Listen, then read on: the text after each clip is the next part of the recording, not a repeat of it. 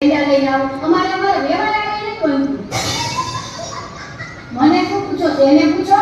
દાદી તમે થોડી વાર શાંતિ રાખો હું દાદાને પૂછું છું એને પૂછો ને મને હું પૂછો દાદા શું થાય છે ઈ મારા ઘરના એ ભગવાન હવામાં કોનું મોઢું જોયું છે મેં તમારી ઘરવાળીનું હું તો ન જોઉં છું મારી ઘરવાળીનું મોઢું તમે એની જોતા તમે અહીંયા શું લેવા આવ્યા છો દવા લેવા બીજું તો અહીંયા શું કરવા આવી સાહેબ દવા લેવાનું માથું શું પકડીને બેઠા છો એવું હોય તો દવા લઈ લો માથે હાથ રાખે નો કેર પડે તમારે તો ઘરનું દવાખાનું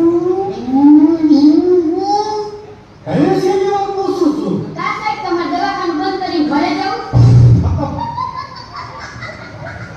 દાદા એને દવાખાનું બંધ નહીં કરવું એને એની ઘરવાળીનું મોઢું જોવા દઉં દાદા તમને તાવ આવે છે ના હું દાદાને પૂછું છું તમે ભલે દાદાને પૂછતા હોય પણ હું ઊભી છું ત્યાં લગી દાદા નહીં બોલે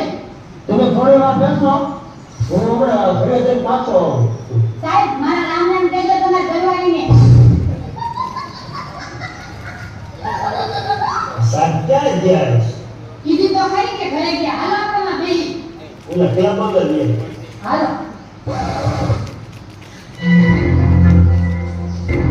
આ દાદાને કાકી ગરમ ખાઈ આવી ગયા હે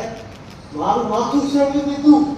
પણ હવે હને આ દાદા કાકી આવીને જાય ને ત્યાં સુધી પાછું આવતું નથી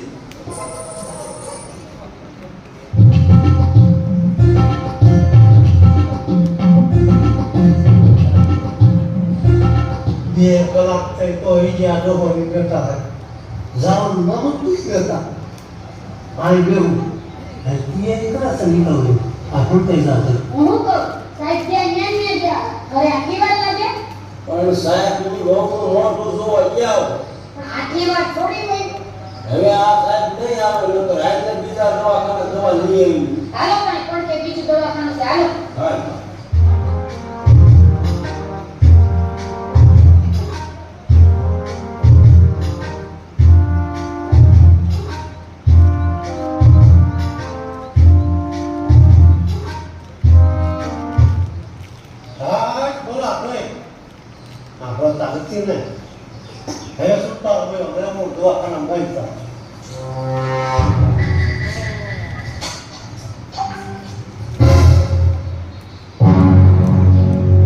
બોલો